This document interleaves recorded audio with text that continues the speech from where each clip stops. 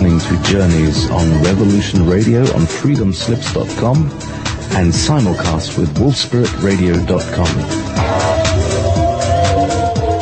Join JayPee, your tour guide today, on this journey of discovery from the known to the unknown in search of enlightenment, knowledge, and truth.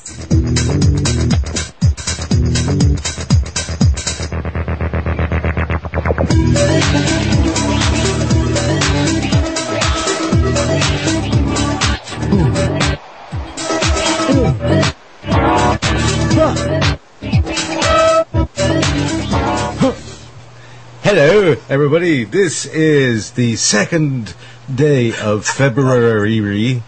It is Groundhog Day once again.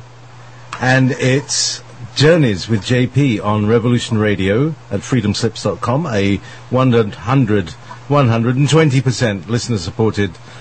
We need a bit extra this month, so please buy some seed packs. This is the right time of year to buy the seed pack from Nighthawk, so do dig in with there and fork out for a bit of heritage seed, and they'll last 25 years in the freezer, and it's great. It's a really good value. It's a good gift to everybody. So what's good for Revolution Radio, good for everybody else, and good for the planet, and good for your tummy, and better than everything else. So please buy that and support the station. And not only that, we're on wolfspiritradio.com, and that is also listener supported, subscriber supported. We have a vast archive of amazing stuff that you can listen to over and over and over again. You can download for no extra cost. You join, it's $5 a month. That's really cheap. And then Ever Beyond Radio, and my personal archives are completely free. You can, I've got video archives, I've got, stuff on Ever Beyond Radio. I got my personal channelings archive called crownbasetransmissions.com. So it's all here. This is JayPee. This is Journeys with JayPee. And my guest tonight, at least for the first half hour, the first half of the show, which is an hour long, is my dear friend, Katy Gallanti. Good evening. How are you? Good afternoon. It's good afternoon now. Is it good evening? Hello. Hello. What's up? Hello, JayPee. Oh, there you are. You're all the way over in San Diego. I know, and it's just about to be sunset here. The sun is just about to go down. And the crickets are going. Yeah, a little wintry for the crickets, but yes, this would be the cricket time as well. Although here it always feels like it's not winter. There actually is a winter. It's just doesn't look like a normal winter. Oh, that's lovely. I mean, it must be great to spend a place when it's December and February and it's still and beautiful sunsets and palm trees and that. Yeah. Go and get me a pina colada. Yeah. It gets very night. As soon as the sun goes down, that's why there's no crickets at the moment, because as soon as the sun goes down, it gets really, really cold. That's kind of like because here, even if it's at the beach, so there's a microclimate inside the microclimate. We're actually very close to the desert, so there's that kind of dry heat during the day, which is really nice in the winter because it's really clear. And then as soon as the sun goes down, it's like ice time. Right? You have to put the stove on and everything to keep warm. And then during the day, you're like in short sleeves and it's 80 degrees. Right? So it's like living on the moon a bit, isn't it? Like, extremes of weather. Yeah. The body gets a little confused. Yeah. So you actually manage to still get a cold because of the temperature drops and stuff, right? So I like winter here, though. It's nice.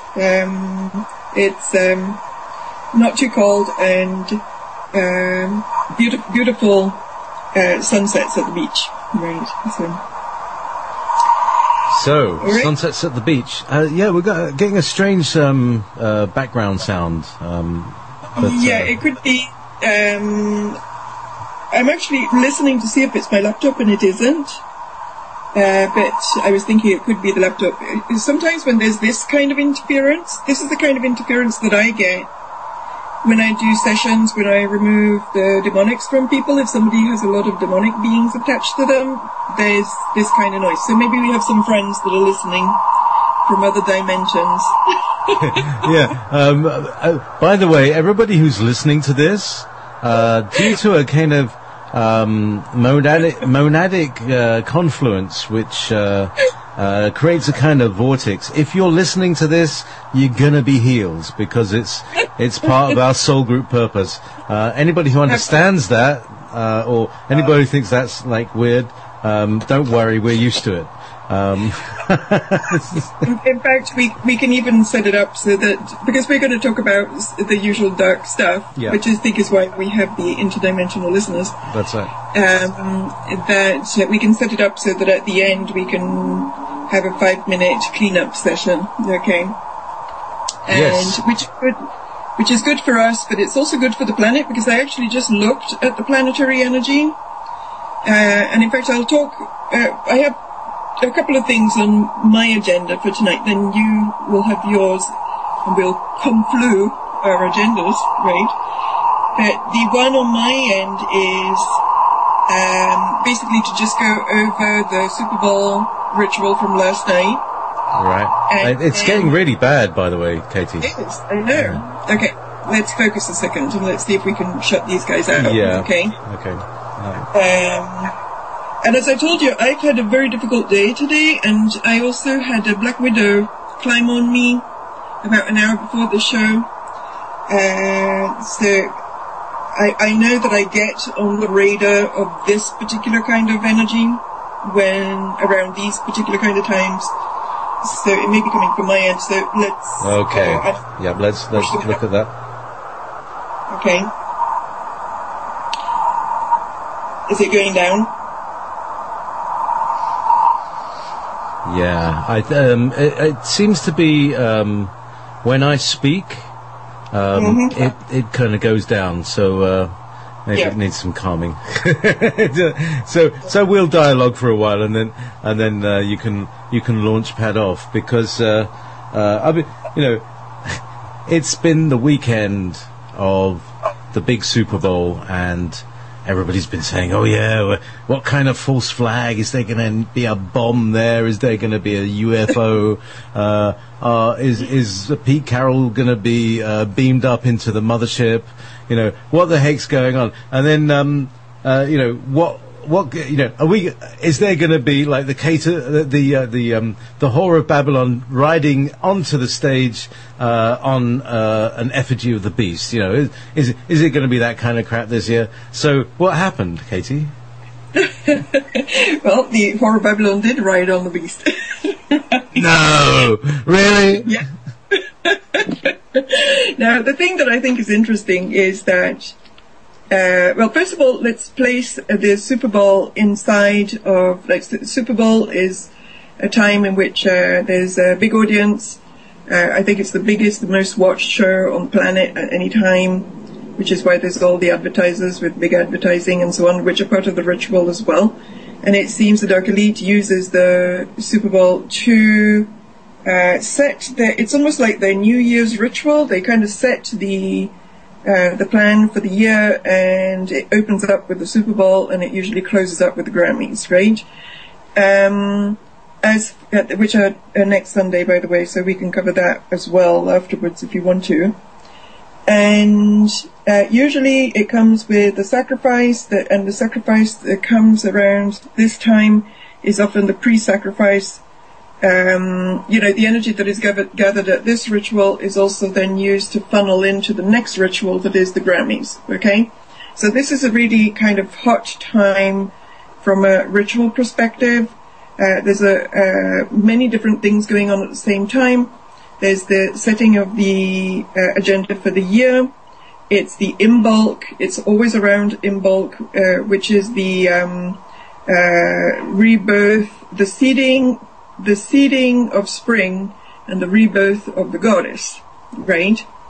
Both of those go on, that are associated with Imbolc, okay? And if you look at it, the Super Bowl almost always is some kind of goddess ceremony, right? Now, in fact, if you go back to 2012, it was all about Isis, right? With Madonna that was doing the whole Isis thing. And if you go and you track every one of the Super Bowls, there's some kind of goddess ritual going down, either a positive one or a negative one or whatever. It doesn't matter what kind of imagery they're using, but that is kind of the energy that they're pulling in. Now, this year everybody was kind of looking into it and looking forward to it in some ways. It was kind of interesting because it was almost like people were like, yeah, okay, let's see. Everybody was like on it, right? And it was interesting because I've never quite seen that before. And I think they almost toned it down to some degree so that we would not get what we wanted, right? So it was a little less blatant, I think, apart from the big lion with the harlot on it,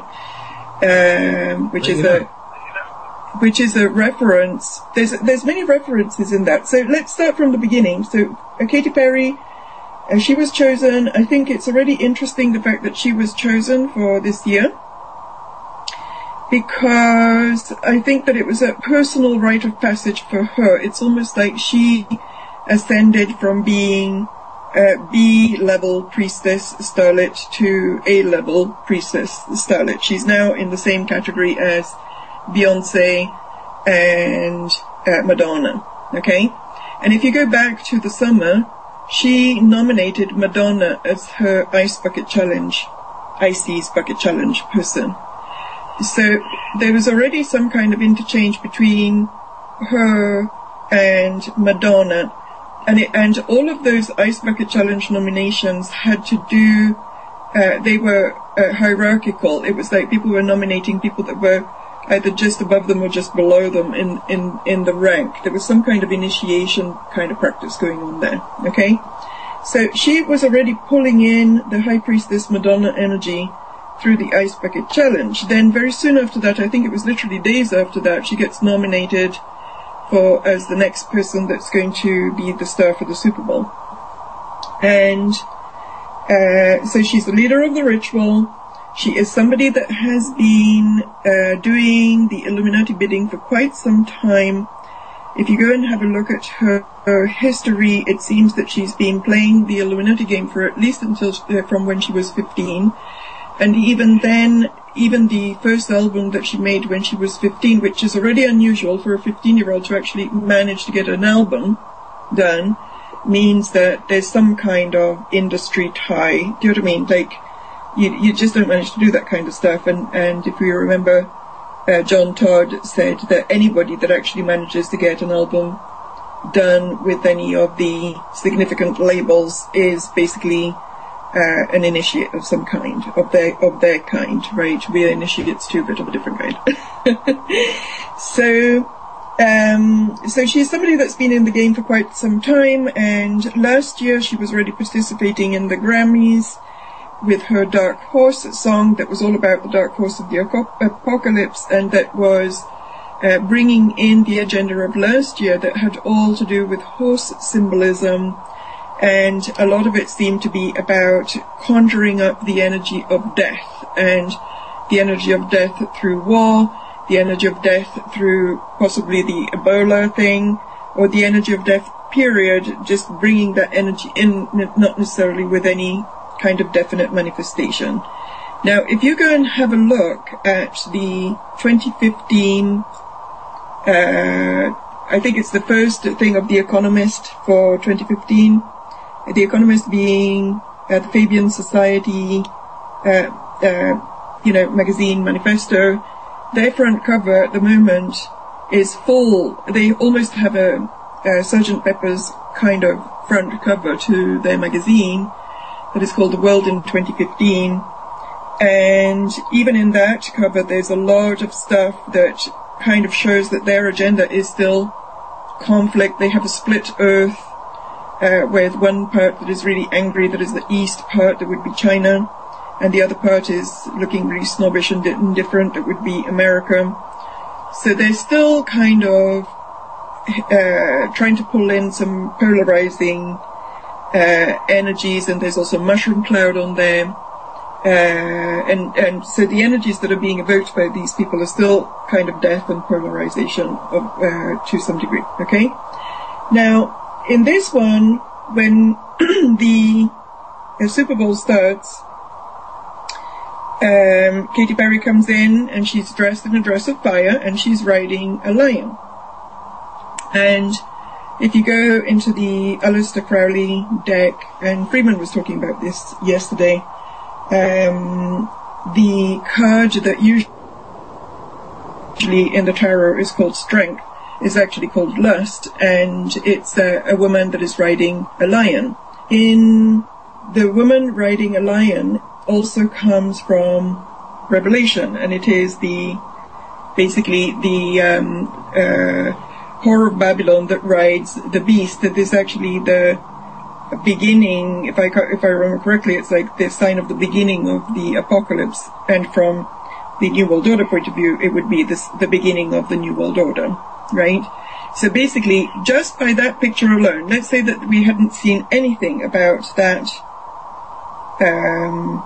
anything else in the Super Bowl, just by that picture alone, we are looking at an announcement that they are ready to roll in whatever it is that they're, that whatever the apocalypse and Revelation represent to them, they're in the opening act of that. Okay, and we don't know exactly what that is, but that's what that symbol kind of represents. Okay. Now, the other thing that is interesting is that in the Bible, there's a verse that says, "Be sober, be vigilant, as your adversary, the devil, as a roaring lion, walketh about, seeking who he may devour." So the roaring lion in the Bible is Satan, right? Satan, Lucifer, whatever. Let's call him Satan for the moment because we're referring to proper biblical stuff, okay? And what is the song that she's singing while she's coming in on the big chunky lion? It's called Roar. Okay, that's a song that's a Katy Perry song, and that's what she's singing. So basically, she's coming in with a roaring lion. So she's telling you that she's coming in on Satan. We knew this already because the lion has the red beady eyes, just like the red beady eyes of the dark horse of the apocalypse. So she's upgraded. First of all, she was riding the dark horse of the apocalypse in the Grammys last year, and now she's riding the roaring lion, right? That is Satan himself. Okay. Now, the other thing that I think is interesting about that scene is that she is wearing a red flaming dress, right? And we will see later that this does have some significance. But one of the first things that I think struck a lot of people is that she looks like the girl in the Hunger Games. Do you remember that, JP? Did you see that movie? I haven't seen the movie, but yeah, I can understand that they'll be pushing that kind of meme. Yeah, it's like there's the movie, the second movie of the Hunger Games is actually called Catching Fire, and at the end her dress becomes a dress of fire, and in that movie we have the last movie appearance of, or at least big movie appearance of Philip Senior Hoffman. Okay. Hang on a second, Katie. Let me just speak to your computer a little bit.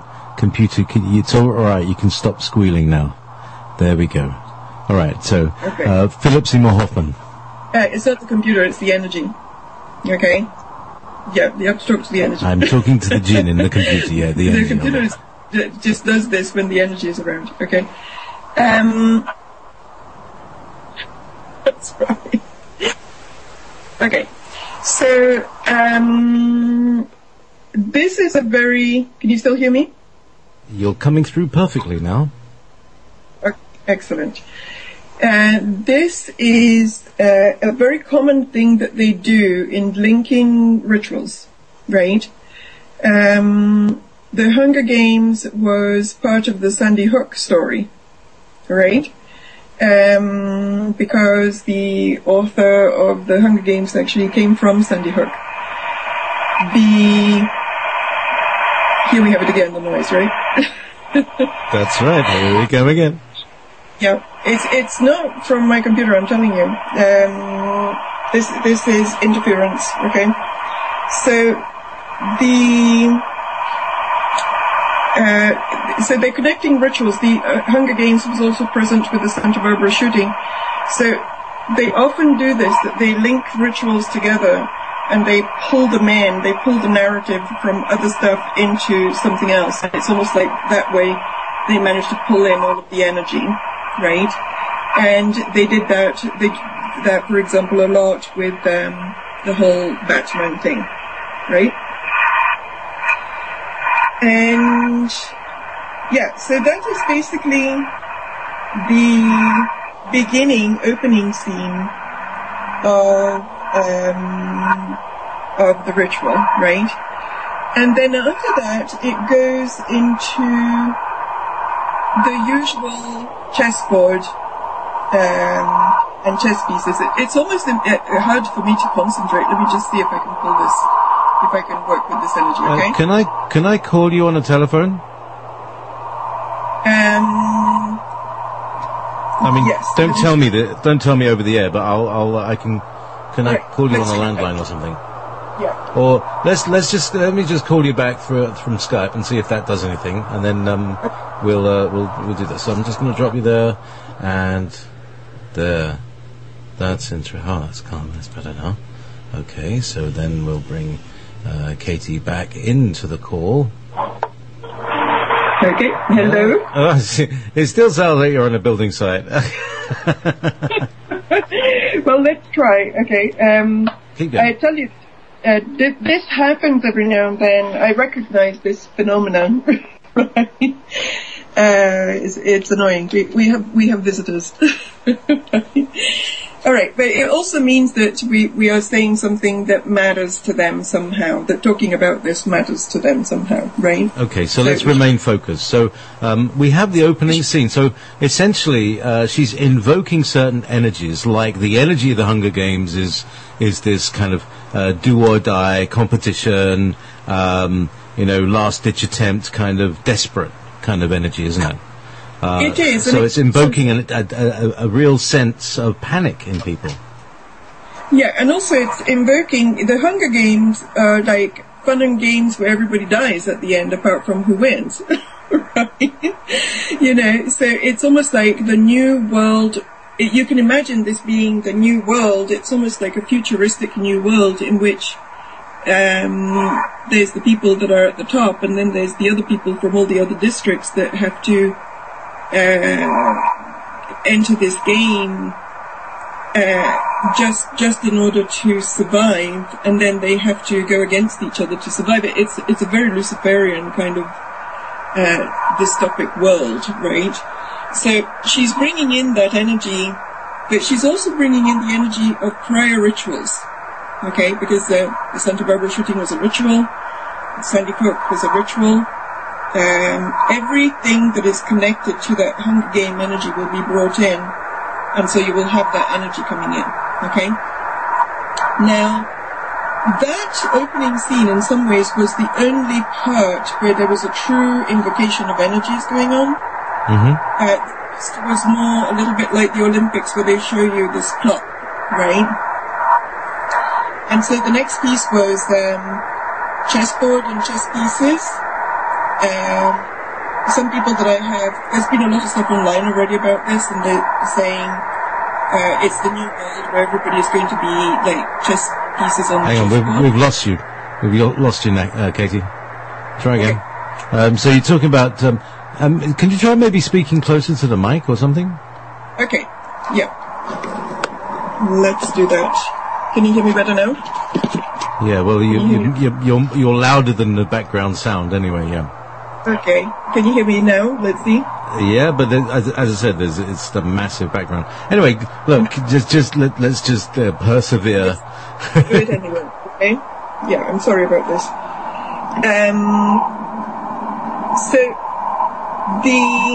I was talking about the chessboard, right? Chessboard pieces.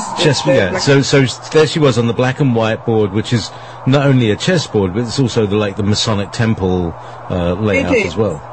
That's right. And in fact, at some point, two of these chessboard pieces, basically the thing, first of all, you see the chessboard, then the chessboard pieces come up, then the whole thing morphs into a pyramid without a capstone, and then some of the chessboard pieces go on top of the pyramid, and they stand side by side, and then Katy Perry comes in and walks in between them. The two chessboard pieces side by side on the checkered floor, that's basically Masonic temple symbolism. It's the two columns and the checkerboard floor, and she, because she's dressed in fire, she's like the sun coming in, which in the Luciferian version of the Masonic thing is like Lucifer coming in. Okay? So again, you have the energy of the satanic energy coming in through the two columns on the chessboard floor. Okay, can you give it a whack?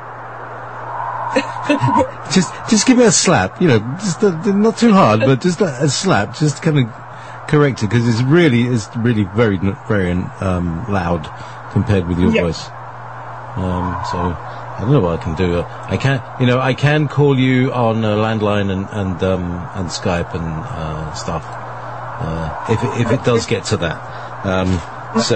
Yeah, but anyway, please carry on. So she's on the chessboard, and that's the Luciferic game playing out.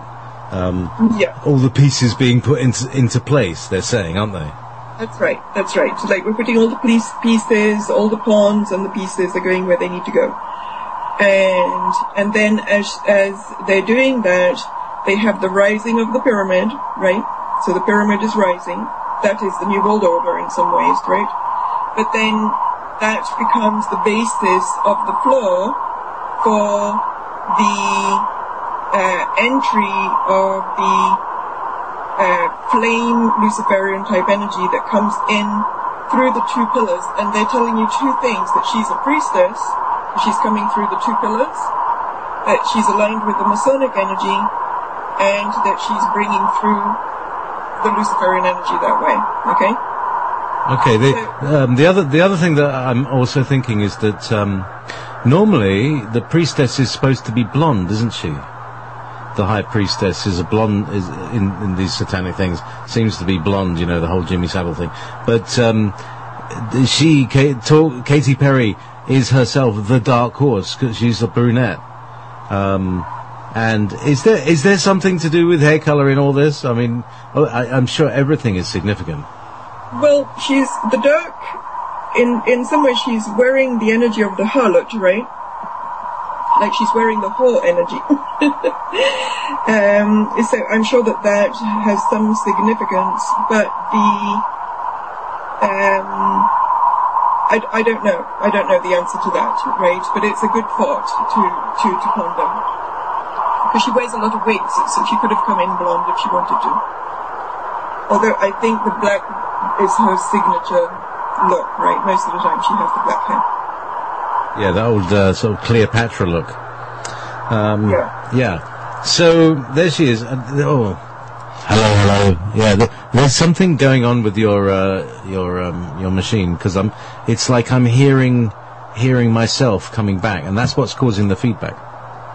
Right. We'll have to have a look at. See, we don't have a break at half hour, which we could have had a look at. Anyway, so there we are. So part two is she's in the game. She's on the game. She's the dark seductress, the dark horse on the chessboard. Was she the queen? Was she the bishop? What was the chess significance there, or was that there? I don't know. I think that by the time she comes in, she's the high priestess. By the time she comes in, she's walking through the two pillars, and so she's the high priestess. And even in the next card, I'm calling it card because they're like tarot cards. That's right. They were very much like. What am I talking about? I haven't even seen it, but it just sounds like that's what they were, you know. Looking at the Crowley deck, that was just like what she was on. Yeah, this was like her appearance in this scene was like if you have a look at the traditional card for the High Priestess, you will see the Masonic floor, the two pillars, and the High Priestess that sits in between. Now, she's not sitting, but she's appearing through it. You also see the fire that illuminates the two columns coming in. Okay? So she's got the whole imagery of the High Priestess coming in that picture. And as we know, they overlap the stuff so that we have more than one, you can have more than one meaning in one bunch of symbols. Okay, let me just focus a second here and let's see if we can push these energies out again. The thing is, when I'm talking, I have a hard time pushing them out.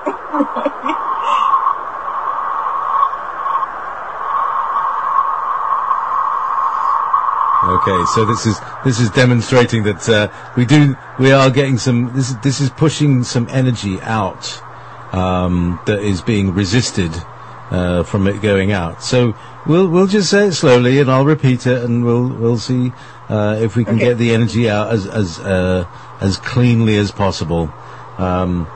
So Act 3, coming through the pillars with as the high priestess.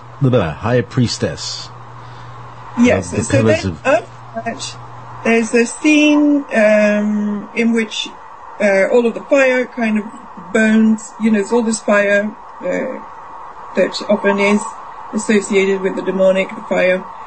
There's 6 jets of fire, and there's Lenny Kravitz that performs, and some people out there are saying that he's playing the role of Lucifer when he does this performance, and she kneels right in front of him, right? I'm not sure about that piece. It didn't click with me, but, you know, everybody sees their different things, so I'm trusting some of the researchers that saw that, okay? So, because it's in tune with what everybody is saying, that she would do the kneeling down and everything. And then, after that, okay, in the middle of this, she's singing the songs Dark Horse and I Kissed a Girl, right? And this is kind of significant because if you remember the initiation of Britney and Christina Aguilera, in which Madonna kissed them both publicly. That's right. Very much reminds you of the Don of the Mafia kissing the inferiors. That's right. So indeed, Madonna. You know what's going on here? Is there mafia stuff going on? I mean, she's Italian, isn't she? I wonder what Perry was before. She is a high priestess in the system, and as far as I am aware, she's really up there. Like, if not number 1, she's number 2 kind of thing in the whole Hollywood high priestess type deal. At least as far as the music industry is concerned. So, but there's something about the ritualistic kiss that between female to female that has something to do with the passing of the baton of the high priestessness or the initiation of the high priestess. Okay. In fact, earlier, either last year or the year before, Miley Cyrus makes she goes out of her way to kiss Katy Perry in public on the lips, and there was a big hoo-ha about it, and, you know, one could say that they were just messing around, but it was very deliberate, and again, it's that, there's something to that, okay? You would have to be part of the Masonic system to understand that. The energy is back, isn't it? With a vengeance. Let's just keep it up. Scraping away. Yep. It's look. We'll try and. I'm gonna first. I'll keep going for another 15 minutes. Then you can boot me off. All right. Let's just try and reset the call. One more time. Okay. I'm just gonna reset your call, and we'll see what we can do. And it's all nice and quiet. Yes. And then when Katie answers, yes, well, start talking now. Okay, let's try again. All right. Indeed, okay. Indeed. Let's start now. Now, you understand that this is demonic energy, right? Like it's not computers. Okay. Okay. I can actually feel them pushing into my body right now. Like that's it. That's why it's almost hard to speak, because they're pressing in, right? And because I'm talking, I can't beat them up. Yes. Yeah. But I will beat them up later. They're only getting a 10-minute reprieve. That's right. Well, people have got to know, you don't make this stuff up. You are actually like a proper trained exorcist, and you don't think you make many friends if you do that kind of thing, do you? I had one client with which this kind of interference used to happen all the time. And eventually, during one session, all of my appliances that turned on all at the same time, just in case there was any doubts. Do you know what I mean? Like the coffee thing, the toaster, the blender, the washing machine, like everything. and the little monkey toy with that always clings little ding, ding, ding, ding, ding. The blender was not even plugged in. That was even more freaky. See, I haven't got that. I haven't got that music. I'm building up some jingles, right? I just want to give you. Let's have some fun. I got a dream jingle. Here, check this one out. Now I'll fade it up again. I'll do it right there. Here we go. Oh, why isn't it playing? It's supposed to be F2.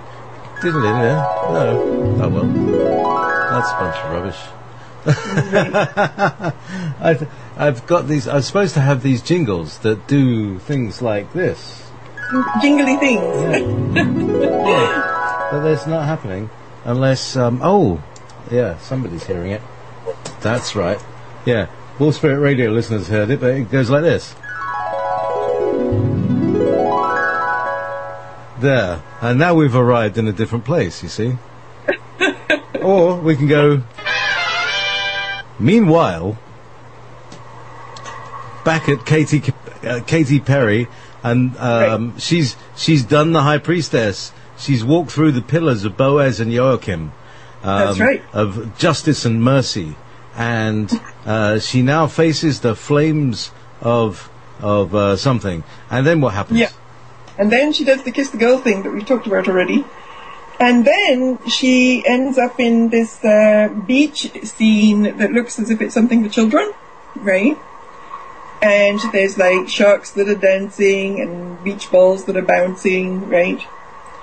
And one of the songs that is playing with that is the California Girls, which sounds pretty innocent, but if you look at the original video of California Girls, it's a big MK Ultra extravaganza with Snoop Dogg that plays the part of Lucifer. Okay? So if you go and actually have a look at California Girls, at the end she has got the whole Baphomet suit on and everything. So even if they're not playing the imagery of California Girls, that is a song that has a lot of symbolism and stuff attached to it. You would not know it if you had not already looked at it, right? But it's there big time. It's like, you can have a look at it online. You can just put in California Girls, Katy Perry, Illuminati, you will get a That's whole right. bunch of people. That's like, this is what we're saying.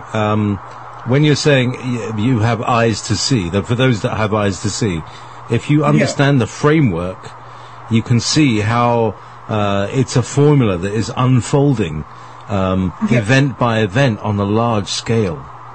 And people are stuck in the tiny minutiae of like, oh, well, what color was the surface of the bathwater? You know, stuff. Anyway, go ahead. I think one of the things about California Girls is, this is what I mean when I say that they pull in rituals. It's almost like a Russian doll's ritual, right? Like they've got a ritual, but then they pull in other ones that they've already done, right? They pull in the energy. The California Girls video, Snoop Dogg plays Lucifer, and Snoop Dogg is connected to Tupac, and many think that Tupac was Snoop Dogg's sacrifice. Blah, blah, blah, blah. Do you know what I mean? You can go on and on and on, right? So, Then after that, this artist called Missy Elliot comes in, who is a rapper. She hasn't been around for quite some time, so they kind of went and dug out a rapper that is not necessarily on the circuit right now. She is known recently for having married her girlfriend, so she is known as a lesbian rapper. There's nothing wrong with being a lesbian, but it's interesting how the theme of the girl on girl keeps going through this ritual. And Mark Gray, you know the guy Mark Gray that does a lot of this kind of stuff with symbolism? Hang on, I'm losing you again. So right. I'm just going to reflect back that we had Missy Elliot now comes in as presumably the new initiate, ready to have the baton passed to her, as Madonna passed to the other two. She's passing to two more, isn't it? Yes, it could be that. We'll see what happens to her, because she hasn't actually been around very much, Missy Elliot. She is somebody that was really famous in the 90s, apparently, in the beginning of the 90s, as a strong female rapper. It's kind of interesting that they pull her in, and I think that one of the reasons which they pulled her in is because she is a declared lesbian rapper, okay? And there's something about this ritual in which they're pulling in a lot of that girl-on-girl kind of energy. And if I was less disturbed by all the interference, I could even pull that thread through, but you'll have to just trust me on it. Okay. Well, there is a thing about the whole LGD... hang on a second. LGBT. It sounds like some kind of paint. I don't know why. There is this there's a female lesbian military network called the Femcomp, which is behind a lot of the false flag activity, because this group were the military women who were involved. You know, like in the days like Uhuru, that there are a lot of like women signal intelligence officers and things like that. So the people doing the communications, the switchboard, and all of that. And it's gradually become a sort of separate corporation that is a kind of women-only one, and they're part of the underlying industry that is supporting the false flags. It's a very unreported kind of idea, but there's something going on there. And they are the people that held the football during 9/11, the famed football thing, the atomic key. That the president didn't have it; they had it. So there's definitely a kind of lesbian domination thing going on. Yeah, and also I was saying about Mark Gray, the guy that he's on Facebook. I think his proper website is called Cosmic Doorways, and I like to quote people if I use their work. So today I'm quoting Freeman for the Horror of Babylon, and Mark Gray for this piece. Okay. Where he says that alongside Horror of Babylon imagery, the lady on the lion is also the image for this Roman goddess that was called Sybil, or something like that, and that she was characterized by having a transgender and homosexual priesthood. Like that was it. That was their thing. Do you know what I mean? And they must have had their reasons for that. But that was one of the traits of this particular goddess, right? So it's kind of interesting that theme is there. Hang on a second. So, because you're still not very clear, Katie, can you while I'm talking, can you type a telephone number, a cell phone number? It doesn't matter. cost to know object. We want to hear. You've got great information. You're being terribly interfered with. So let's try a different way. And if you can, just drop your thing in there while I talk. So what I was getting from that was that there is a kind of lesbian god thing that there is a contingent with. I'll just. Are we there? Excellent. Okay. I'll just call you on your phone and. Let me hang up then. Yeah. Hang on a second. Let's just do that while I pop that in. +1. Control V. Return. There we go. Add you to the call. You should be hearing us on the telephone. There we go. Thank you very much. Oh wow! Oh my gosh! This is like, hello. Can you hear me now? You're in the room with me. It's amazing. It's amazing. You're in the room with me. Here we go. Oh, it's much more. Okay, why didn't we do that in the beginning? In some ways, I'm kind of happy that these energies have showed up because I have had the day from hell, right? Literally feeling really almost like jumping out of my skin, and now I know why, because I've got all of this energy that's trying to beat me up. Right? Sometimes I can't, you know what I mean? I don't know if it's me or the solar flares or whatever. Right? But now I know it's them. They showed up on air. Right? So I know I have to do some significant pushing out. That's right. So I'm just sending some feedback back to Skype. Yeah. That was it. Right, that was the call from hell. You're absolutely wall to wall. It's lovely. It's kind of cozy, warm sounding. Okay. So yeah. Okay. So we're just talking about the kind of lesbian goddess thing. So what's the name of this lesbian goddess?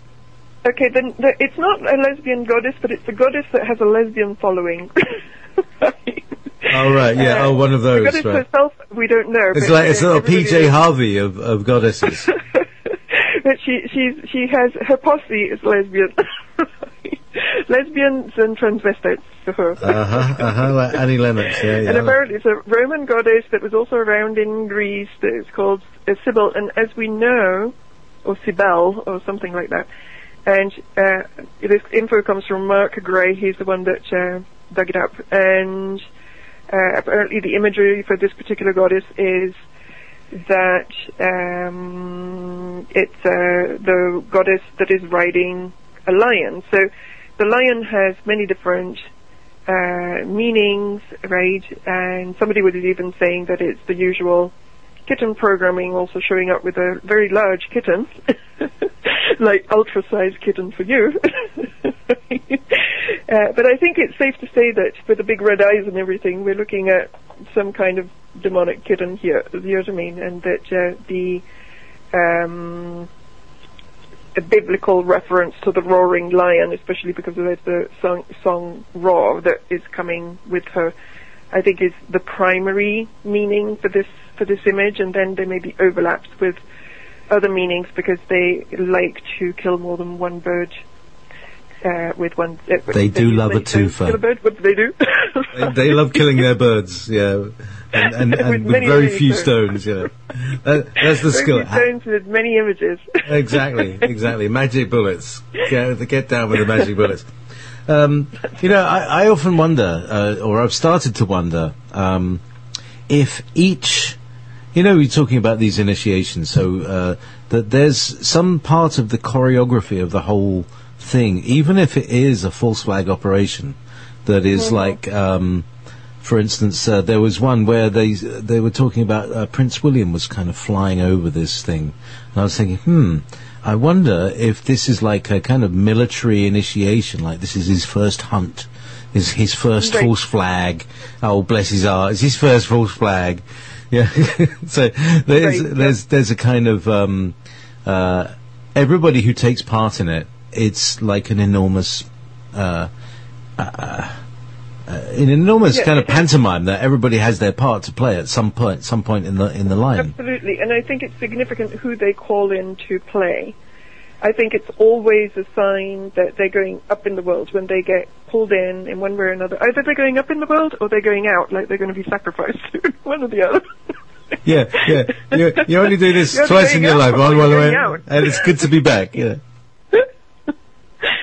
I'm sorry, I have to laugh at this stuff. I mean, it's not funny. But the light side of the dark. No. Like we always say, the light side of the dark side. Katy and I have been indeed talking about this in great detail over the last couple of years. And 3 years. I think the first time you and I did a show on this was 2012 for the Super Bowl. That's when we started. Yeah. Yeah. We didn't have our own show. I was coming on as a guest at the time. And I'm a guest right now. I have to remember I'm a guest also. That's all right. Your family. See, this is the thing. That we've been doing this broadcasting lark for a few years now, so we're very, very, used to each other. It's like, how come they're so casual together? It's, we're just old friends. That's all right. That's right. But, that we have also experienced these ups and downs, and it feels like we're all. When I say we all, we have a group of friends who we all seem to feel the same things are going on for us.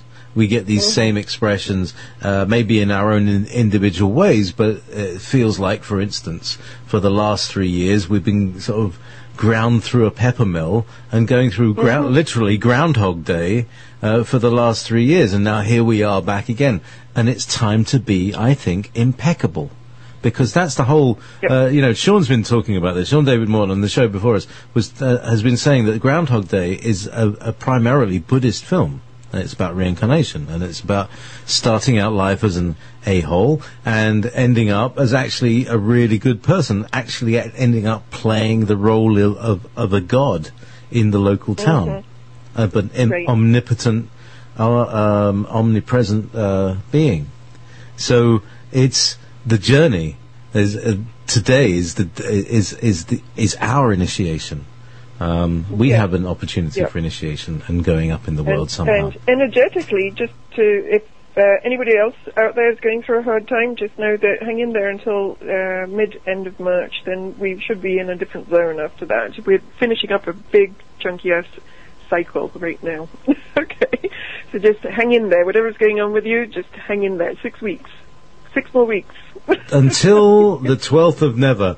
Until it's the day before my birthday, right?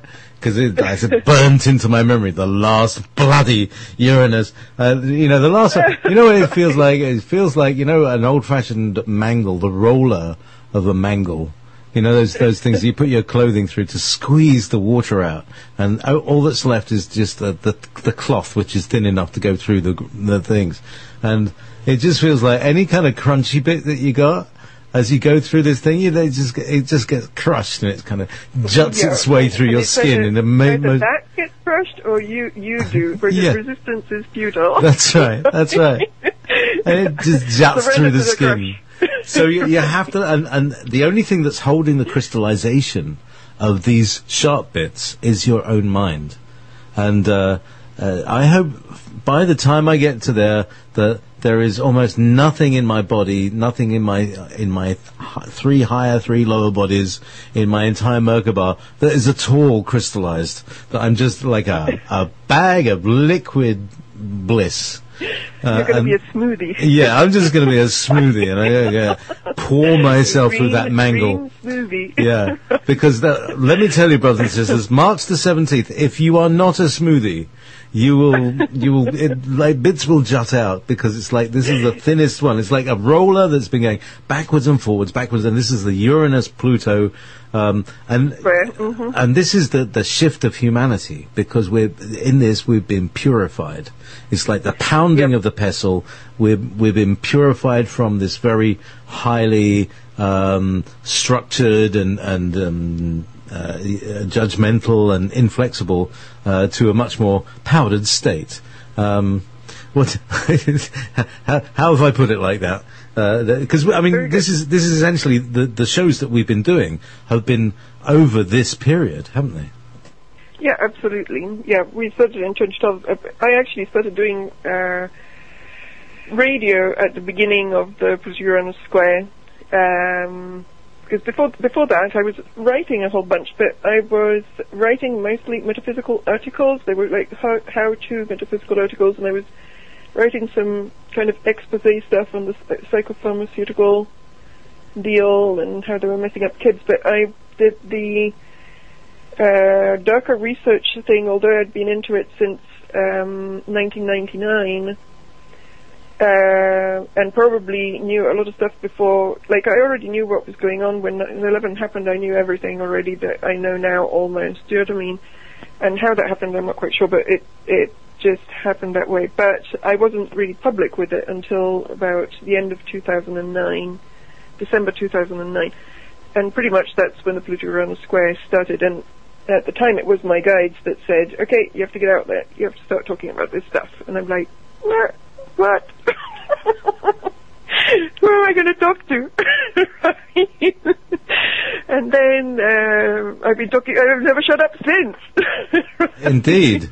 I mean, you're a great guest, Katy, because I'm a slave to the higher realms. Yeah, it's great because it's like you kind of they're all standing behind you, whispering in your ear, and you're just like, hang on, stuck, just come out with it, and I can just sit back and listen and enjoy and drink tea, and I just love being on the show with you because it's all great stuff. It just like slots more and more things into place, and I hope that does it. I mean, it does it for me. So we'll see what happens in the next few minutes. Yep. Don't go away. This is Journeys with JayPee. I'm speaking with Katy Gallanti because now she's got a decent line. Yeah. Thank you, Skype. Yeah, all right.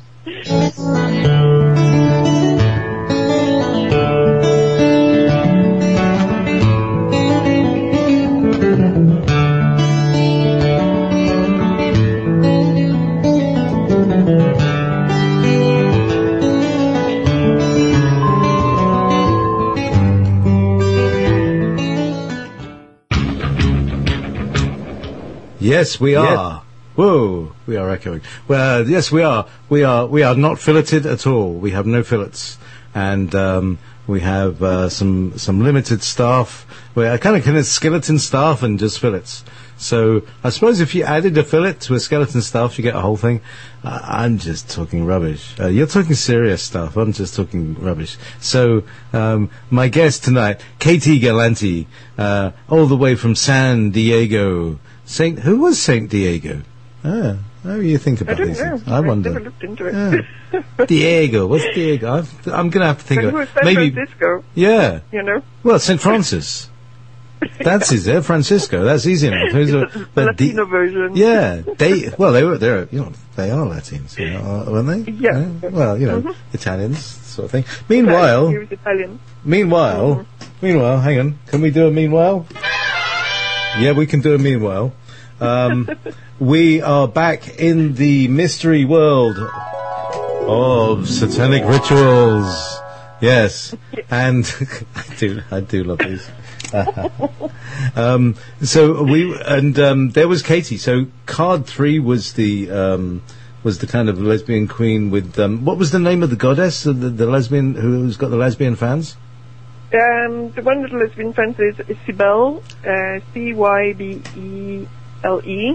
Aha, Cybele, yes. This is Mark Gray's research, okay? And, so that was actually the overlap with the lion thing at the beginning. Then we have the chessboard with the high priestess and the Luciferian energy coming through. Katy Perry kneels in front of the guy who most likely represents Lucifer.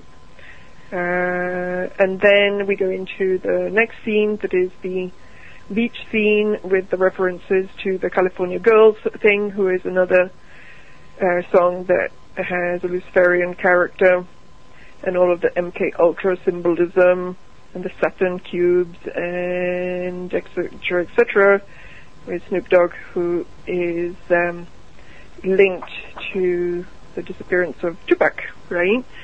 And so then we have Missy Elliot comes in, and she's the rapper. And so we did a little tiny background on her, and then what she actually did when she was singing is that she was singing 2 songs, and one song is called Work It, and the other one is called Get Your Freak On. Okay?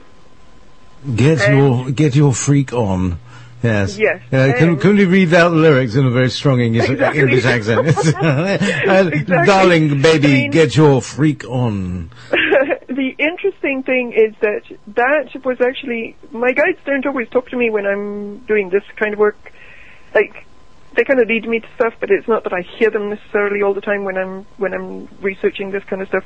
But this time they actually said really loud, read the words, okay, of these songs. And they're kind of disgusting, right? I don't know if I want to read them out loud, right? But basically it's all very graphic, and in one of them there's references to feeling people up and cunnilingus and shaving your down belows and all of that kind of stuff, right? And then in the other one it's basically kind of like encouraging you to hit me, and then get your freak on, right? So it's kind of S&M-ish. And so both of those songs, you wouldn't think that they're like family time Super Bowl kind of songs, right? It's fairly heavy, and apparently while she was singing, they were actually bleeping out some of the words. And I was trying to actually listen to the words, but the volume was really low while she was singing, so I couldn't hear the words properly. And now I think they might have done that on purpose, because if people had actually caught on to exactly what it is that she was singing, maybe there would have been a hoo-ha on, there would have been some people that would have said, that's wrong to sing that on, a show that probably a lot of children watch as well. Do you know what I mean? And so anyway, so that was the piece with Missy Elliot. The other interesting thing was that she was dressed in a way a little bit like Formula One drivers are dressed, and so were her dancers. You know, those suits that Formula One people wear to drive. And they were covered, all of the suits, they had stuff on them, so I was looking at what was on it. And exactly like often happens with the Formula One people, they were covered with corporate logos. And a word from our sponsors. That's right, but also a word from our satanic and Masonic logos, right?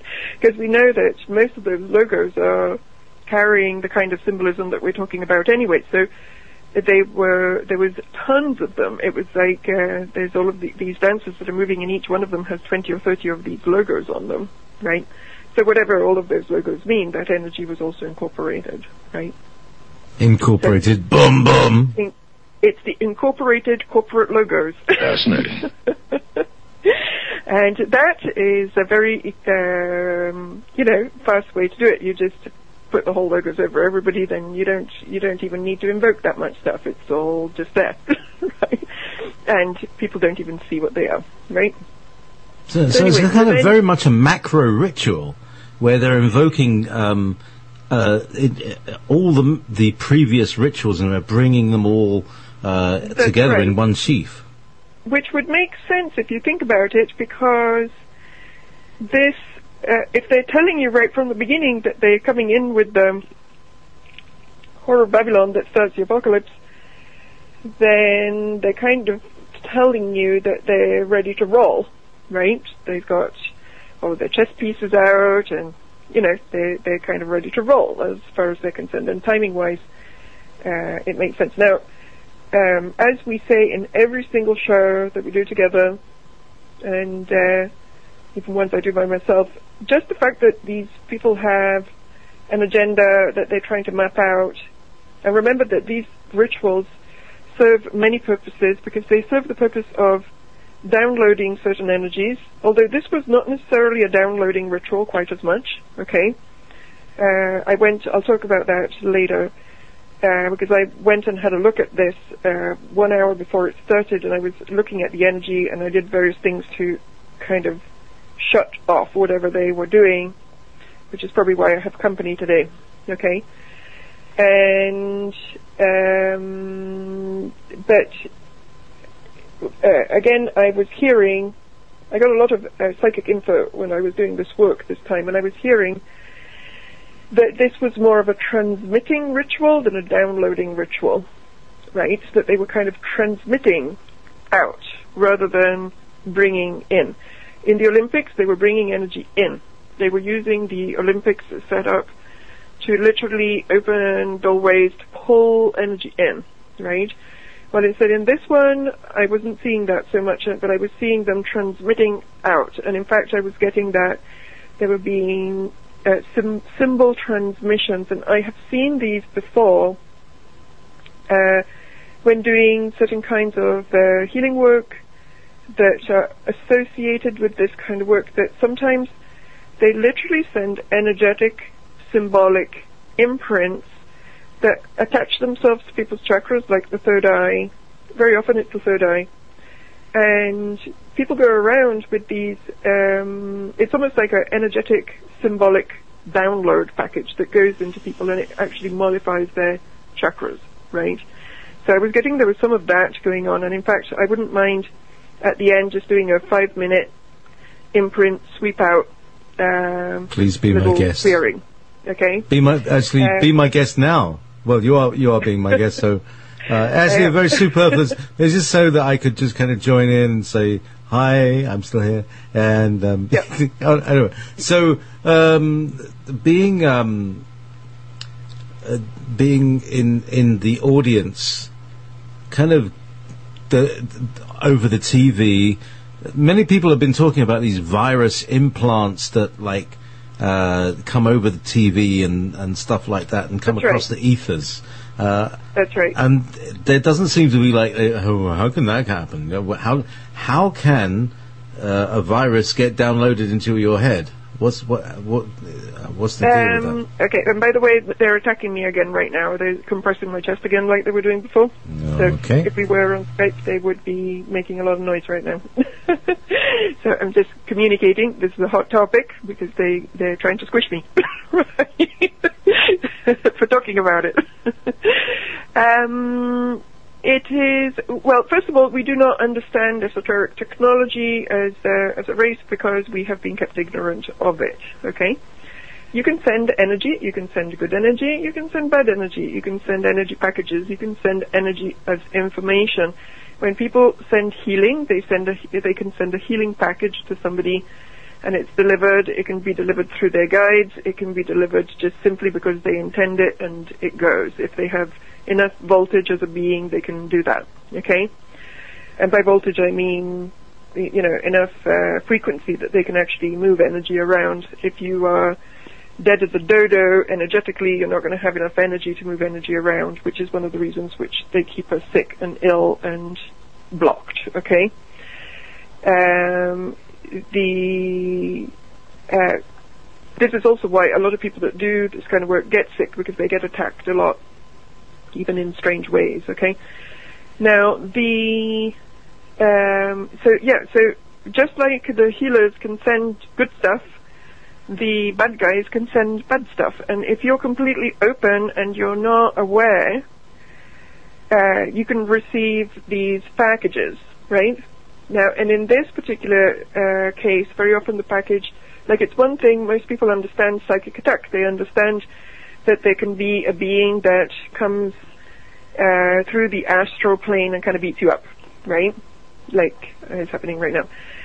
But they don't necessarily understand that they can also send energetic imprints that are not the same thing as an entity coming at you. It's more like a thought form coming at you, a magical package coming at you, like magical in the negative sense, something that distorts your field, something that distorts your ability to tap into your chakras, something that modifies the way in which that chakra works, and so on. Now, they don't always stick, these kind of things, but, they're just throwing them out like Smarties, right? Then they will stick somewhere. you know. So, but if most of it is, like, everybody should clear their field every single day, just the same way that we brush our teeth, but because we don't have awareness of that, then people's fields get loaded with all sorts of stuff, right? And if you watch a lot of these things, you can end up receiving some of these kind of imprints if they are sending them out. And this time it felt that they were doing that they were kind of sending out some of these imprints, okay? Does that answer your question? Yeah, so do you think that's anything to do with the massive amount of chemtrail spraying as well? No. Oh. No, this is pure magic. Yes. Magic. I saw a thing about chemtrails, but that will be another thing. Yeah. So, in terms of the magic, talk about that. Yeah, this is dark magic. Which is basically what does dark magic even mean? It means dark energy work. I do energy work, but I try not to mess with people. I know that if I do, I'll have to reincarnate as a, bad things will happen to me. You have to reincarnate as a healer, and you'd be telling people how to. Oh, right. Anyway, meanwhile. Then I would have to marry all of the people that I harmed. Oh yeah, and live with them all. Have millions of divorces. Yes. Oh my God! Over and over again, like a terrible Groundhog Day of marriage and relationship. That's right. So after a while, you realise that these guys are young souls. They haven't realised yet that they're going to get whacked later. So they're still playing around. Playing whack-a-soul. That's right. So, but yeah, black magic, dark magic, all that it is that it is energy work that is used for ill. It's energy work that is used for power, to get power, to become more powerful, and to become more powerful. That's pretty much what they want. Power, power, power, right? Power is what you want when you have disconnected from source, because if you're connected to source, you know that you don't need power. Whatever power you have comes from your connection to universal consciousness and love and so on.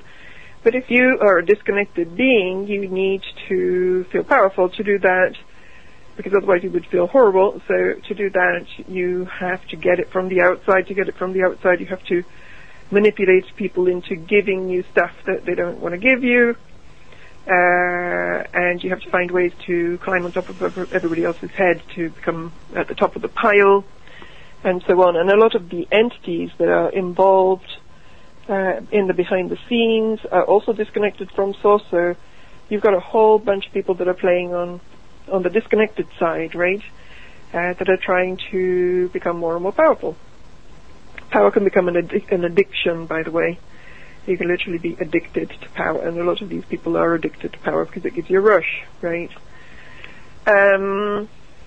So it's like the self becomes bigger and bigger, and there's some kind of rush that comes from that fattening of the self. Right. Okay. So there was some of that kind of going on with this thingy, and then last scene of the ritual we have Katy Perry, and I have my own theory about this one. I don't know if it's valid or not. If I had had more time, I would have been able to look into it better, but my theory is that, first of all, she comes out and she's flying on a drone, right, which I think is kind of interesting, getting us used to the little drones, right? So she's flying on some. Oh yes, of course, little drones that can be used for delivering your pizza and your movies and your Amazon books and. But we already know. I mean, we've already been informed that drones have been used to kill people for a long, long time. They've been weaponized long before they were civilized, and they're still weaponized. And it's just like, oh. You have to. Yep. Why do you have to? With everything. Just with everything. So many things that could be used for fantastic goodness. And, yeah, let's kill people with it. What a good idea. And let's spy on people with it. Yeah. Right. Yeah. And, let's plug wires into their brains. Or even not, just manipulate them with microwaves and frequencies. Why not? Why not fry specific areas of their brain just for our... Anyway... Sorry. End of rant. Mm-hmm. Good rant. Okay. So, Katy Perry, she's on the drone, she's flying around, and she's dressed in a white dress with one leg sticking out, and she has a star on top of her head, and she has all over her dress, there's all of these stars that are 5-pointed stars, right? They're not 6-pointed stars, they're 5-pointed stars. Now, maybe all stars are 5-pointed stars, but we know the 5-pointed star is a symbol of magic and a symbol of man. When it's upside down, it's definitely... I'm sure there was a few upside down ones in the middle of all of those. She had a bunch of them, like hundreds of them, right? Okay. So she's carrying star energy. If I say to you, who is the star, what would you say? What's the first thing that comes to mind? Isis. Isis, and that's good. Lucifer is the morning star, isn't it? Yay, Lucifer is the morning star, yay. And the evening star. and it was evening, but, I'm sure that, it's that new dawn. First of all, there's a new dawn. She's all dressed in, she's made the transformation from Whore of Babylon to the white version, right, of the goddess. So you have the rebirth of the goddess, and she's going into light, very often in the dark. We call light, for us it's a good thing, right? But in the dark system, light is Lucifer. So she's light now. That's Lucifer also. And then she's got all the 5 stars, that's the magic. And by the way, in one of the songs, when she entered onto the checkerboard, she was singing the part of the Dark Horse song that says, so you want to play with magic. So magic is mentioned through the ritual, okay? And then she's in this goddess pose on top of the drone, flying around with all the stars and the star on the head. And when I looked at that, the first thing that came to mind was the Statue of Liberty, which, as we know, is one of Freeman, I think, has done a lot of research on this, that the Statue of Liberty is connected to Semiramis, who, do you know what her title was? She's the Babylon version of Isis, right? Okay, so she connects to Isis, and she was the Queen of Babylon. So we start with the Whore of Babylon, and we end with the Queen of Babylon. Nice work. Okay, nice work. So we've been through this whole transformation. We've got the dark whore, and then we go into the light queen, right? And so she's ascending. She's going up. She's ascending in the ranks, in the order. Maybe she's made that transformation even in her own, hierarchy inside of whatever order that she's in. Because remember that whoever gets to perform in these things kind of goes up a level, right? And they were already hinting at the fact that they were. When I saw that they were doing the Ice Bucket Challenge and she nominated Madonna, I was like, she's going up, right? Because she gets to play with Madonna now, so now she's going into the higher tier, right?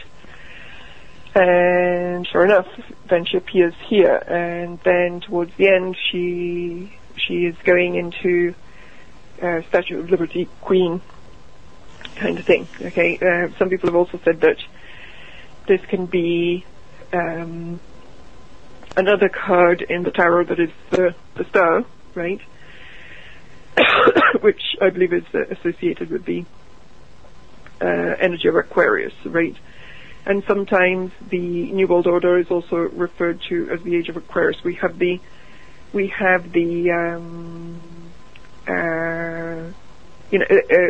we have a certain version of the New Age that is not as friendly as it seems, right? Well, there's the whole Aleister Crowley thing, isn't it? That every man and woman is a star. Do you want to take a sip of water while I cover the air? No, I'm good. Okay. I'm just choking to death, but I'm fine. Okay, good. So there she is. So how many cards have we had? Is this a 5-card trick? Is this? I think this is the third. I only saw 3 tarot cards. Right? Okay. There's the first one that was the Strength card. However, they were using the Aleister Crowley version, and that card in the Aleister Crowley deck is renamed as Lust. Right. Mm-hmm. And Aleister Crowley. That deck is actually a really great deck for anybody that wants to do tarot. You clean it up a little bit. Energetically, you can still use it. It's good imagery. And so then after that, there's the theme of the High Priestess is that there's more than once that she's inside the 2 pillars. Whenever you see a woman that stands in between 2 pillars, usually they're talking about a High Priestess. And High Priestess with the 2 pillars is usually a Masonic High Priestess. And then we know that the Masonry tradition is, we talk about Satanic and Masonic as if they're 2 different things, and they are and they aren't, if you know what I mean. At the higher levels, they're the same thing. Okay. At the lower levels, not so much, but as you go further up, then they start to merge. Okay. And the so there's that image that comes through very strongly, and then we go into the whole Missy Elliot energy that brings in all of this kind of smut, horror Babylon kind of vibe, right? Which a lot of the time they do invoke sexual energy, even just to fuel a ritual, but also again with Katy Perry especially. Katy Perry is somebody. A lot of these female artists, they're used a lot to imprint women with this new idea of who women are supposed to be, and the new women of the Illuminati, empowerment equals be out and screw as many people as you can and have sex with goats and do whatever you want to do. It's like this free-for-all sexuality. Yeah, it's Bill Hicks's goat boy kind of mentality, isn't it? Yeah. Oh, you big hairy thing. Yeah. And, they're kind of really pushing this whole liberation equals unbridled sexuality, and they're really pushing it. They're pushing it. And you have to think about it. If they're pushing it, there's a reason. It's not because it's good for you, it's because it's bad for you. If they're pushing it, they're doing it because... And also, the other side of a certain kind of sexuality, it allows for the entry of the entities through the 2nd chakra. That is one of the reasons for which pornography is everywhere, because that particular kind of energy is very good at when people have orgasms, their 2nd chakra opens, and then all the creatures come in. So, to that end, I'd just like to say you said that we will do a little moment to help everybody in cleansing and protecting. Could I say that? Yeah, mostly cleansing, I would say, okay. at this point. And I would like to do it personal and collective, if we can. It won't take long, okay? Take your time. We've got about 20 minutes now till the end of the show. So okay. Take your time. We have. It's just great. We're all here. I hope that the protection that I sent will help you with your breathing. And yeah. On you go. So, brothers and sisters, if you want to make yourselves comfortable, just as much as you can, and Katy will help you work out how to show you how to deprogram yourself, remove entities and or whatever you're going to be doing. I don't know what you're going to be doing. Yeah. Okay. Thank you for doing what you're going to be doing. I don't know what you're going to do. Okay. Well, first of all, center your attention to your heart, and imagine that in the middle of your heart chakra, that is right in the middle of your chest, there is a point of light. That is actually the center of your heart chakra, and it is also the center of your being. And imagine that point is now connecting to the core of creation and source energy from which you stem. It's also connected to the core of your soul energy, and by soul energy I mean the part of you that is eternal and that travels between all incarnations, not necessarily the part that is in you, but the part that is you eternally, okay? And imagine that these 3 points are connected. You can imagine the point inside you lighting up with gold, connecting to the point above you, that is your soul, and then connecting way far above you to the center of source and creation. Now this is just a visual aid so that you can connect to these energies. This is not necessarily how it works, but it will help you to just connect and visualize these points. Now, allow for the source energy to come through and to move through down to your soul and then into your heart and into the point inside your heart. Also, I'm being told here, allow for the energy to move through your soul, and as it comes into your heart, to download into your heart and into your mental bodies the memory of who you are at the higher levels. Not necessarily the memories of every life that you have lived, because you don't really want that right now, but the memory of your true essence of who you are as a being. Because most of the people that listen to this kind of stuff are high beings that have been traveling into various planes, not just the Earth plane, but various planes like the Orion Wars and Maldek and all sorts of other places where things have happened that have required for the warrior souls to come in and incarnate and help to restore worlds where the balance between light and dark had gone out of whack. Okay? And this is pretty much what we're doing here. We are helping this world, the Earth plane, to make a transition into a more balanced state after many, many eons in which the Earth has actually been in a state that has tilted towards darkness, often through manipulation. So when there is manipulation, Source allows for light energy to come in to redress balances. Okay? So it's important that you remember who you are, because despite all of the stresses of your day-to-day lives and trying to pay the bills and issues with health and all sorts of things that may be going on in your lives with your children and, in the day-to-day, you're all beautiful souls, beings of light that are here to do great work, often together, and it is important that you remember who you are at every level, that you reconnect with the energy of your soul, and you reconnect with the energy of Creator, so that you do not lose faith at any time, knowing that you have the infinity of source energy always at your beck and call, always there to help you and support you ride through any crises, any difficulty, any initiation, and also any issue of this kind where you need extra energy to clear your field. Okay? So allow for the energy to come in and to dust off your field, your energy field, that is like an egg of energy all around you. And allow for the gold energy of Source to come in and reboot what needs rebooting, bring energy to what is needing energy, and bringing energy into the chakra system and powering it back up and clearing out blockages, and see the energy moving gradually from the root chakra at the bottom of your spine up to the crown, and then from the crown down to the root chakra again, and going through every single chakra and clearing every single one of them out.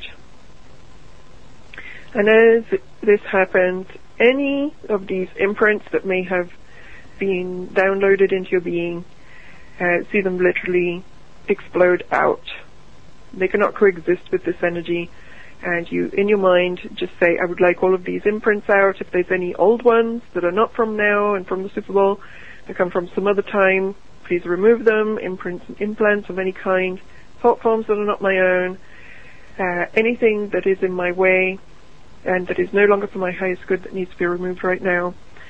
And also ask that if there's a lot of stuff, that it happen gradually, over a period of time that you can assimilate, because you don't want to just go into some major healing crises, okay? So we're going to set it up so that if there's a lot of stuff, the clearing happens gradually so that it's not too much for your system.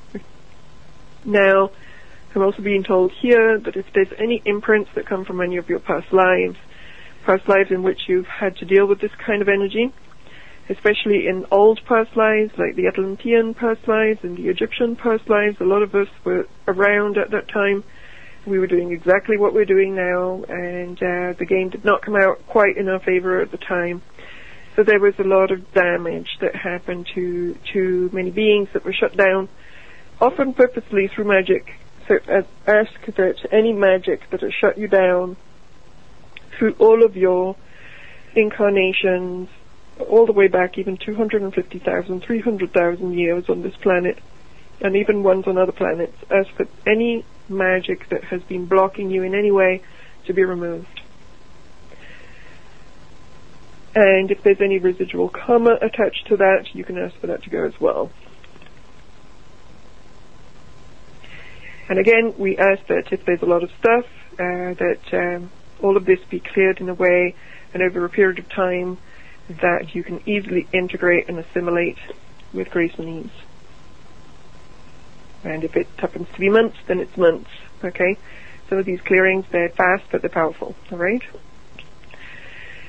And then I am also being shown here to send light to everyone's third eye, and to clear the third eye, and to the degree that is for the highest good of each being, that the third eye be cleared and activated so that you're able to receive truth and so that you're able to see truth.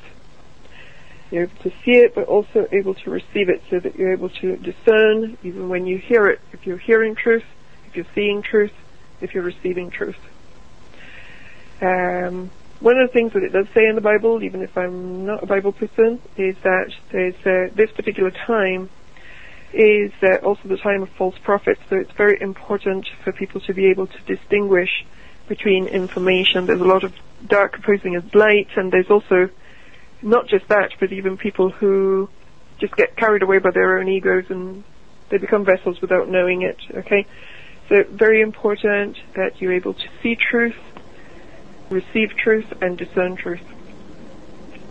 And to do that, the more clear your third eye is, the better it will be.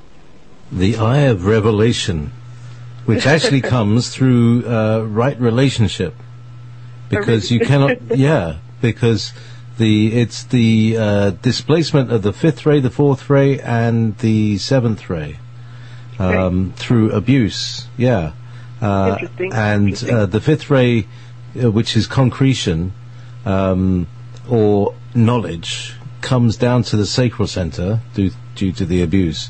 The fourth ray goes from harmony to conflict in the brow center, and that's why people can't see the truth. And the seventh ray goes into the base center, which means that you have to be part of the group in order to. And then when you start moving into right relationship, that means the seventh ray goes into the sacral center, which you start brings order into relationships, which is the opposite of abuse. And then the fifth ray moves up to the brow center, giving the eye of revelation, which is what you're talking about. And the fourth ray goes down to the base center, which gives you skill in action, allows you to be in the moment and know the right thing to do. Excellent. There's one more piece. I'm trying to see what it is. Okay. I'm seeing it's something to do with the spine. So it's okay. So the energy. See the energy from source actually going down your spine and your channel at the back, because we have a front channel where the chakras are on, but we also have a back one that goes down the spine.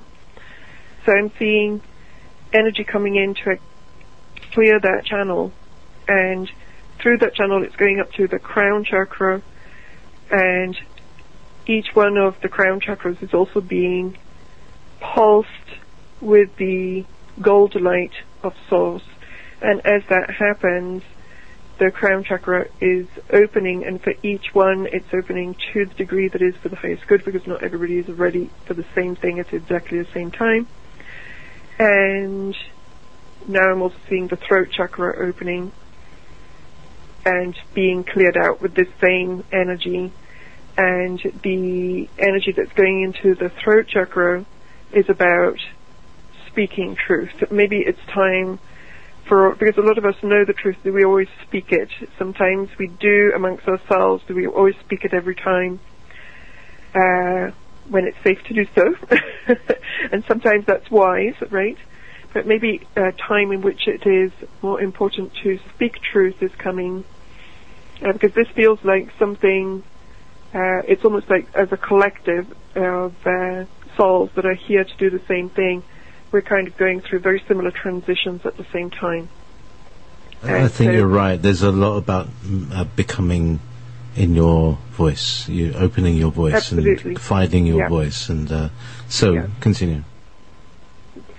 All right, so just clearing everybody's throat chakras right now. Okay, and then I'm being told here, again, past lives, throat chakra. A lot of people got killed in other lives for using their throat chakra. So a lot of people are hesitant to use that all the way again and speak out. And that does not mean, a lot of us do speak out. It's not about that I speak all the time, but you can still have a throat chakra blockage around it, even when you're doing it, okay? Because you may have lives in which that didn't go so well for you at the time to do that, okay? So we're going to ask for a clearing for residual blockages in the throat chakra, so that people may be more empowered and feel safer in speaking out, okay? And then the last piece that I'm seeing here is the heart. The strongest thing that a true warrior has is their heart, right? If you're a warrior without heart, then you have gone to the dark side, right? Because you're driven by anger and hate. If you're driven by love, then you are using your nobility and you're serving your cause. And by warrior, I don't necessarily mean going out and fighting, but I mean standing tall next to the causes that you believe in and that you have chosen to embody in this lifetime. Okay? And each one has their own piece of the puzzle here as to what needs to be done. And every person inside knows to some degree what that is. And the last piece before we close is, at the beginning we were talking about downloading from your soul the memory of who you are and your true essence, infinite and eternal. And we close by asking also that you download your true mission up to date for right now, so that you may be reminded of the reason for which you came here, knowing that we all incarnated with a mission that we were able to do and with a lot of support in doing it, right? Like JayPee, for example, he's been my support system in doing mine. So I thank you.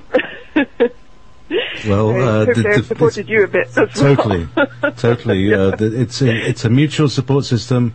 It's a network of people who just for some natural reason feel a love and a care and a want to help each other. And there's never conflict because we know we're on the same page, and it's a beautiful thing. So thank you. Anyway, so should we get everybody back into their thing and stop this thing? So everybody can come back into their bodies, and you can shake your aura a little bit the same way that a dog will shake off the water from its fur. Like, you can spin your aura a little, get rid of any extra energy, get rid of any of the stuff that's been clearing. And the very last thing is to remind everybody that everybody has higher dimensional teams of beings, so they're working with them. The higher dimensionals have gotten a bit of a bad rap because there's a lot of people out there talking about that everything from the other side is a deceiver. It's not true. There's deceiving ones, but there's also really pure high ones. There are family on the other side, and they are there to help us to get stuff done. So get in touch with that and ask for support whenever you need it. And obviously, you can invoke the energy of Source direct as well. Okay?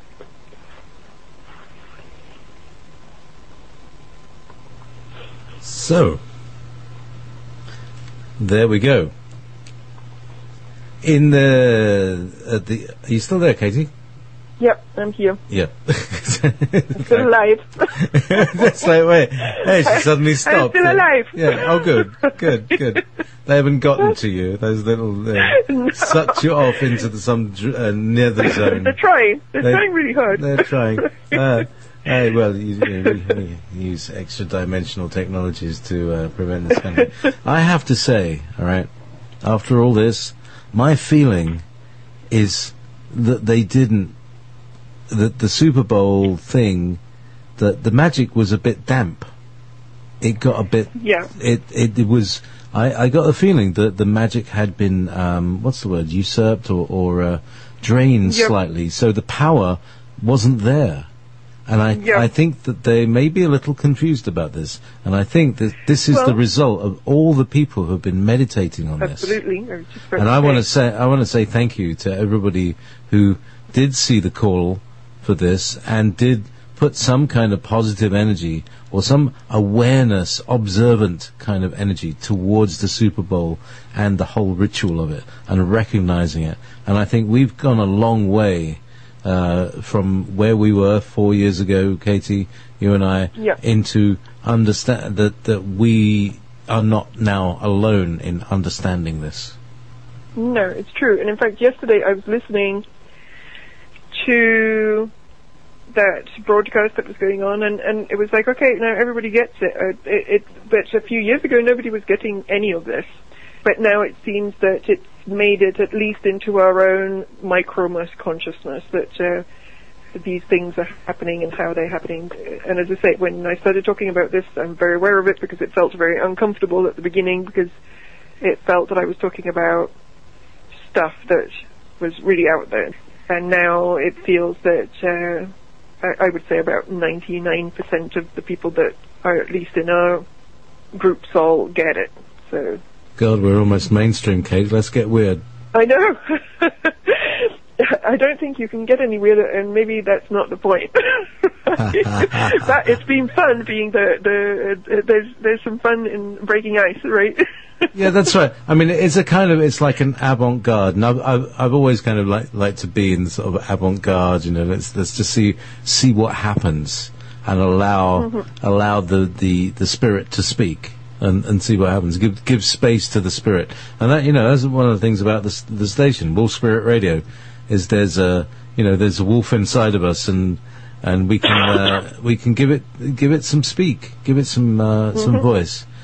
So we're about done with journeys for this evening. Thank you so much, Katy. I know you as usual, you say, I'm only humming on for 5 minutes, and you spent 3 hours explaining in great detail your fog you a whole show. Vast knowledge.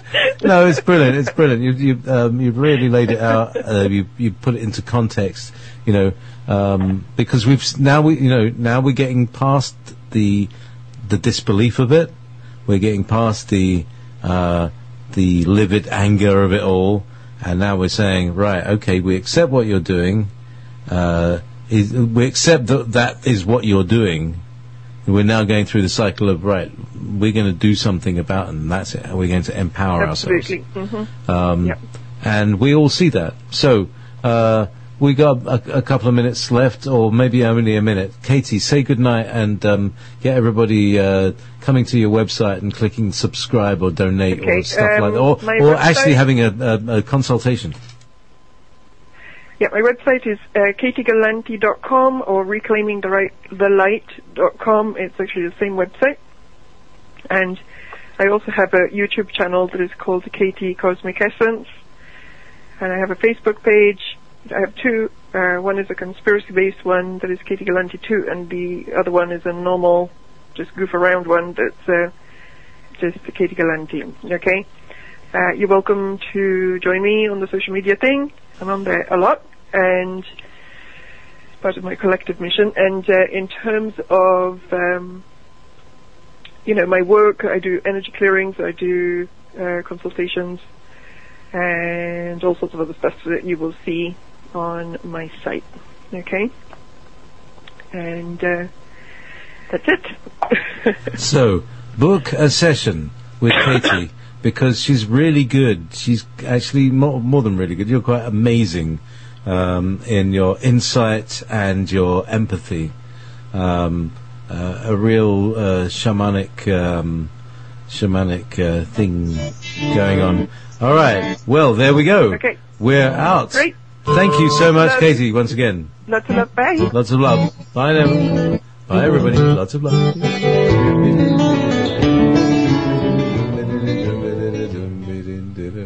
All right. So I'm just...